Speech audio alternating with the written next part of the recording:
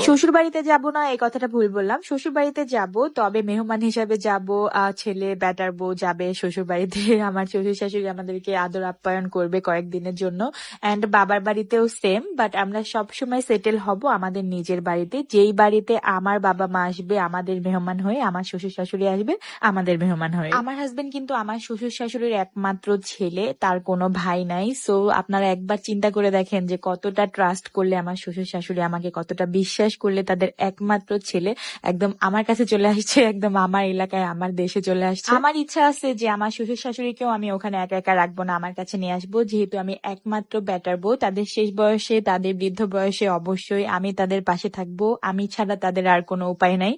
যেহেতু একটা মাত্র মেয়ে, একটা মাত্র ছেলে। মেয়ে তো বিয়ে হয়ে যাবে, আর ছেলে তো থাকবে একমাত্র বাবা মাকে সেবা করার জন্য, ছেলের বৌমাই থাকবে। আমার শ্বশুর শাশুড়ি আমাকে অনেক ভালোবাসে, অনেক বেশি বিশ্বাস করে, আর আমিও তাদের বিশ্বাসের অমর্যাদা কখনোই করব